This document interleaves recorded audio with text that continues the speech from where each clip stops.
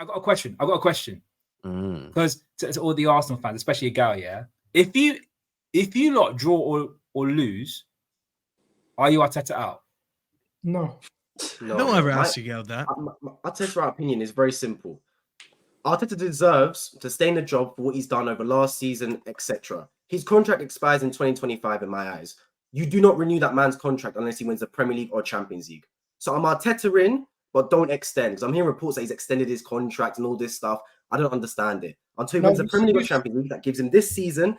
And he might do catastrophically bad. Let's say he finishes third or fourth, well off the title race and gets knocked out to Porto, then I'm debating sacking him at the end of this season. But let's say he goes far this season in the Premier League and Champions League likewise. Might not win it, but goes very far. I give him his contract. That's it, till 2025. This season and next. There's got to be a point where I told Gal this. There's got to be a point where... Let me respond to something he said. Go on. I think you do give him an extension simply because of the situation happening across Europe right now. With all these managerial jobs open, Arteta is viewed as one of the best prize assets as one of the young managers coming up right now. And if it was a situation where we were to lose Arteta to, say, a Barcelona or somebody else, it would be because we wouldn't have either extended him or giving him that security. With the team that's built their whole structure around the manager, be it if you don't like it or not, giving him that extra little bit of security would give any signings or the team that confident that he's going to be sticking it around. And even if it does go wrong, you still always can sack the manager. I think giving him that. What's made you change? Sorry, again. What's made you change your tune? At the beginning of the season, you said he has to win or he's got to go. Essentially, I'm paraphrasing, but you said win a big trophy or go. You're now basically saying it doesn't matter if he wins or loses. You'd extend anyway. What's changed my season? What changed my mind was because I viewed Liverpool. This was the opportunity to capitalize on Liverpool's downfall. But now with their manager change, I can see the landscape of the league being the Arsenal are one of the best teams next season, regardless what happens. Where I thought this year was going to be a transition year for Liverpool, and next year they're going to be back. So I think next year Liverpool are going to fall off. Arsenal are going to be still there, and even if we don't win the league this year, we're still going to be in and amongst the pack. It makes sense. The flaw I would have in your logic, I understand it. The flaw I think within it is you're assuming that your Arteta is going to continue to get better, and you're hoping that another team goes backwards for Arteta to be able to win. Wouldn't it be more feasible to find a manager that can win you more points than Arteta does? I don't think you can go out there with the fact that there's so many different teams looking for managers and say Arsenal would be able to find an adequate replacement for Arteta that would make us that much of a better team. I think a carousel of managers at this moment in time. So in your opinion, there's no better available manager in the world for Arsenal than Arteta? No, I don't think changing Arteta at this moment in time for Arsenal would benefit us in the long run or short run. Okay, so you just changed what I said. But so you don't think there's a manager that can do a better job at Arsenal than Arteta that's available to you? No, there are clearly managers that would do better in the sense if you go and get Pep or if you go and get... No, like I said, that are available to you. That's why I said available to you. Yeah. I don't think there's a tangible option at this moment in time that you change Arteta for that would make us better. Just on the 2 points that you said, Gal, there's 2 points that I want to bring up. I said this to you at the start of the season. I think Winter Server can relate to this so much. This is a season where you decide whether this guy is either your Ranieri or your Jose Mourinho. I've been saying this the whole season. Your Brendan Rodgers or your Klopp. You're late on that. I said that in the summer. Literally, this is the season where you got to know whether he's capable of winning the trophy, because the narrative was you guys were ahead of Man City and you're ahead of us and you're going to win this title over us too. Now that it's obviously you haven't lived up to those standards, you got to ask the questions, in my opinion. And on the second thing that you said, Igal, it doesn't matter if you have the most prized possession, because at one point in football, Andre Villas-Boas was one of the most prized managers in the world because he was doing what he was doing at Porto. And Winter Server can tell you all about Andre Villas-Boas, mate. Just saying. Listen, I think you guys are forgetting the Champions fact. League winner, right there. Hate it or not, the reality is that how we've gotten to this level is based off of two people basically running the club, Arteta and Edu. If you were to sack Mikel Arteta today, and you were to bring in another manager, I don't think it guarantees you the level of success that people think it does. But you need to have the belief that your current manager can achieve the goals that you want. I believe he can. I believe Mikel. That's fine. I believe Mikel Arteta. I haven't heard you say it though, because the main reason you said you were keeping him because there's no one else out there. One second. I believe Mikel Arteta is a special manager. I believe Mikel Arteta has what it takes to get the best out of players. And There's been moments where we drop off as a team, and I don't necessarily hold him fully accountable for every drop point or every situation. There is things that he's accountable for, and there's things where he's dealt a hand that is unfortunate, like Thomas Partey being one of your best players and continuously being injured and injury riddled. That guy needs to go. He's an absolute fraud and overrated piece of shit. Partey.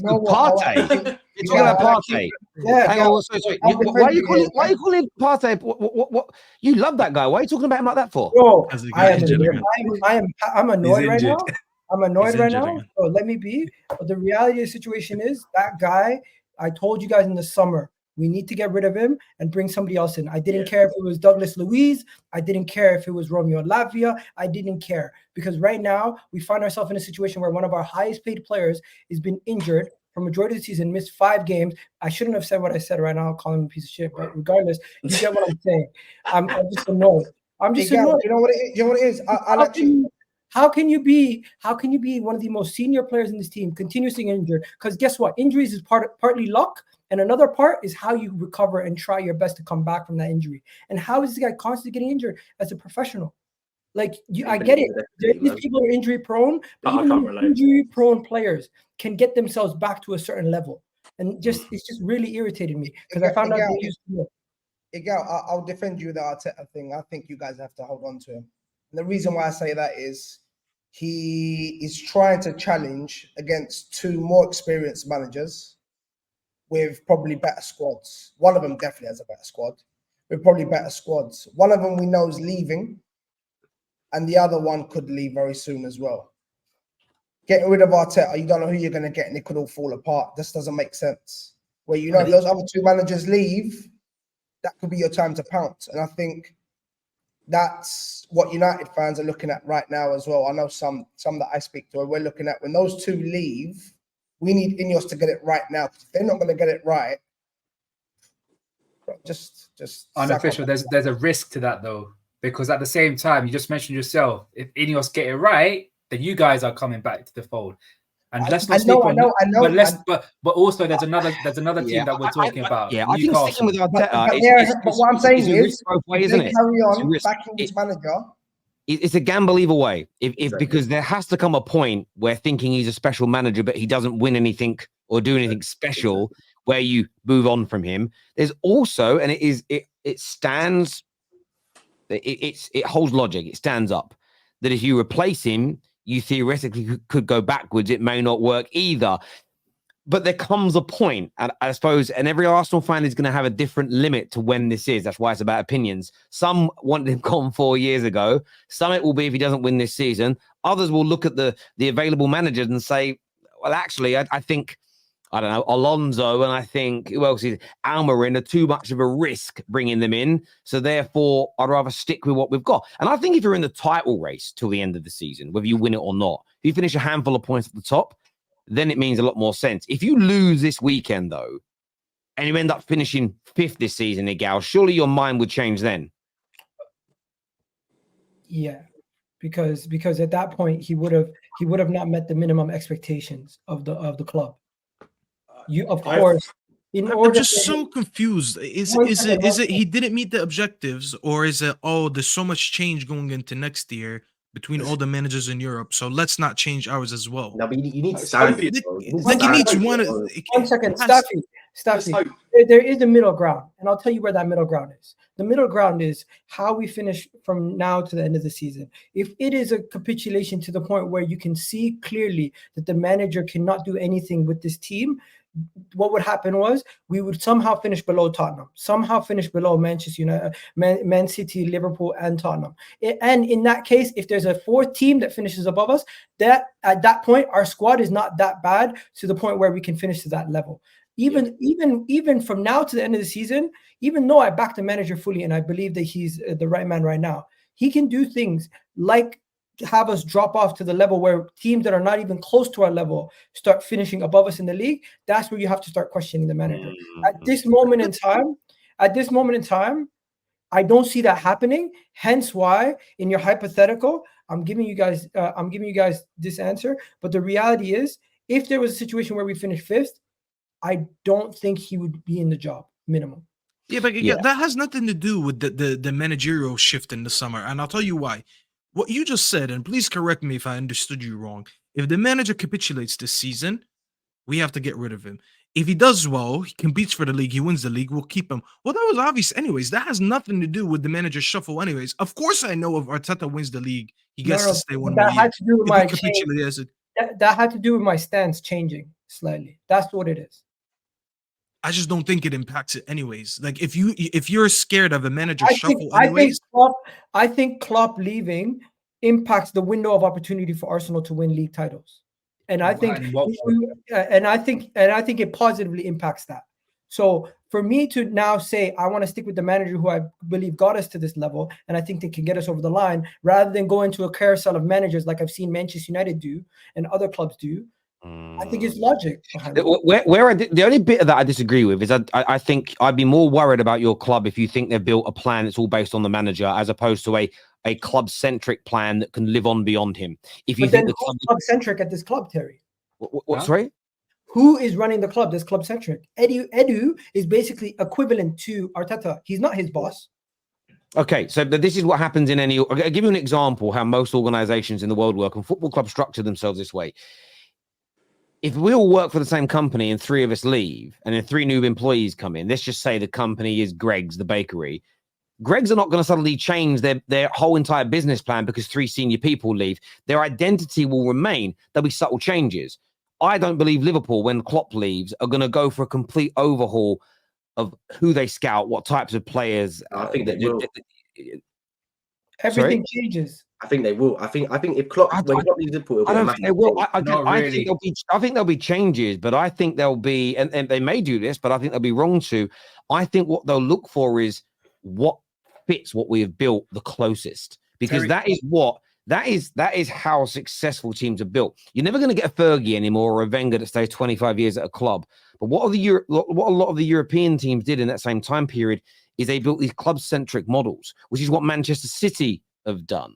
And Man City are not going to throw out everything that's been built in the last 15 years when Pep leaves and then go in a completely different direction and start playing football with someone like Antonio Conte. There will be, that would worry me a lot more if a club was built around a manager and every time a manager leaves, you've got to restart again, which basically means at the end of every manager, you're going to need to do a rebuild, which means you go back to square one, which means you may not be able to compete. Which by definition is mental. When you actually think about it, you could have a team that's nearly winning the league. You get rid of the manager and you go, right, we're ripping the whole squad apart and starting again. That's how we're built, Terry. We're not Real Madrid. We're not Bayern Munich. No, that's not how you built. That's not how you built. That's not how you built. The reality is, Terry, you were built like that because you had Wenger for a quarter of a century. But that isn't sustainable when the likelihood is that all of us, now that Fergie and Wenger are gone, will go through managers every 5, 6, 7 years. You can't build something brilliant for 5 years that's almost perfect and then rip the whole thing down because of a new manager. Well, guess that's what? A bigger risk. That's ridiculous. Just deep that for a minute. How dangerous is that for all our clubs? That's how we're currently built. Because Richard Garlick is not.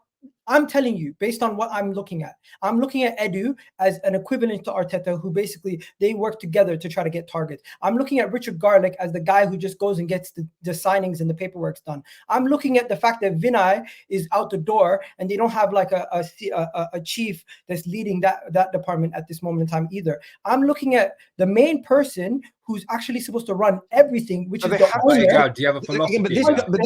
Again, all right, let's just say you're right. You should be fuming about this. And I'll tell you why. I agree. How have you fixed the culture at your club if when this manager leaves?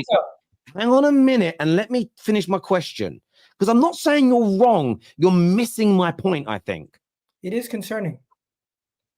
If Arteta has fixed the culture at your club and you're all happy about, how can you be happy about it where if he leaves, it goes back to where it was before him? That isn't a sustainable rebuild. A sustainable rebuild, great leadership and stewardship, lives on beyond you.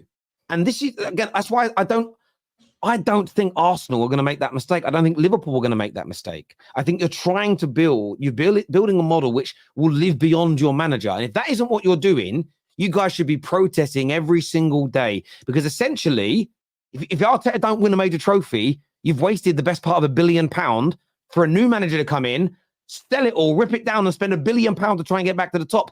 And what, you guys going to go back to phase 1 again and start all from the beginning. It don't make sense. If that's happening, why you man should be protesting every day. Not, Terry, I'm not saying that the team is only built for Arteta to win and anybody else who comes in can't work with it. I'm just merely telling you that the structure on how to make signings, how to identify signings, what we do from the top down to work and progress the first team is really working through three people who I view as equivalent to each other. Well, they are equivalents, because in any business you might have the CEO, right, who is your owner, and then there are lots of, for instance, C-suite people. You've got the chief operations officer. You'll have that, loads of people that are of similar levels, high seniority in the business, but they've got, they're in charge of their own departments, but they're pretty much equal to one another, and they feed into somebody. In your case, the Cronkies. My point is this: if Arteta goes, this is all Arsenal have to do. Is they have to make sure they find a manager who has the ability to work with the players that you've got in a style that is similar to Arteta, so that your whole scouting network that you built over 5 years doesn't get ripped apart and start again. That's why I don't think it's the end of the world if you say at the end of the season, he's taken us as far as he can.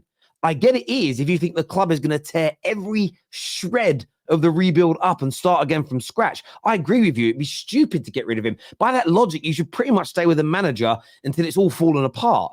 But that isn't how the big clubs operate in the modern era. So I don't understand if that's how you think it's built. I don't understand how you've been happy the last 2 years. I'd have been panicking. The reality is, Terry, unlike the big clubs like Real Madrid, Bayern Munich, and some of these other clubs, we don't have a chief guy who's running the ship. It's the Cronkies basically listening to the insight of all these different parties. Hence why I'm saying Mikel Arteta leaving would be a big part of the structure leaving, a big part of the recruitment leaving, the big part of identifying what type of players he wants into the team leaving. And it's not saying everything's going to fall apart. It's just saying it would sacking the manager would be changing a big part of how we've even gotten to this level. Can I answer that really quickly? My thoughts on it, because Terry, you're 100% right. I agree with you 100%. The problem is, right, it's a toss-up, because when a manager comes in, you want all the fans say, you have to back the manager, you have to back the manager. Arsenal now, I fully believe that Edu, Vinay are fully just listening to what Arteta says. And I believe that based off this summer, the man wanted to spend £65 million on Havertz. Now, some people like Havertz, some people don't like Havertz. But every single Arsenal fan that I've spoken to is in unison that this brother does not cost £65 million. That was an Arteta signing. Now it's got to a point where everyone around Arsenal is just doing what Arteta says. They become his yes men in a sense, where Arteta says, I want a centre back, or I want Havertz for 65 million. Fine, go ahead. So it's a toss-up, because you obviously want to back the manager. All the fans say, you have to back the manager, you have to back the manager. But if that manager goes, it's the manager's team. A new manager comes in. Oh, you have to give him 2, 3, 4 transfer windows to build his team. So it's always going to be cyclical to an extent. But then you got to get to a stage where the manager has their say, you back the manager, but they can't mock it. You got to have like your and that's the best way. The two most successful clubs in the last 10 years in England, Liverpool and City. And we know a lot of it's come out about City since Barada has come to United. And we know this because it's obviously laughed about sometimes. Like Sane and Mo Salah were not Jurgen Klopp signings. The club signed them. Mane, my apologies. When you look at the way City are run, it is, of course, Pep has a say. Of course, Pep has influence and power because he is who he is. But the club has an identity, which they built towards before. They built an identity that they wanted Klopp to manage. But that identity is going to last beyond Klopp. Now, will the football be as good without him as a head coach? No. He's the greatest of his generation. He's the best since Fergie. There will be a drop-off. But I just can't imagine them throwing baby out with the bathwater when he leaves. So for me, I don't also believe Arsenal have built a system and structure over the last 5 years that lives and dies on Arteta. And if it has, and I'm wrong on that, then if I'm an Arsenal fan, I would be absolutely cacking my pants, because it means you could be this close to winning a title. He leaves, and then you're back to the end of the Wenger era because you're starting again. I would be. It's crazy.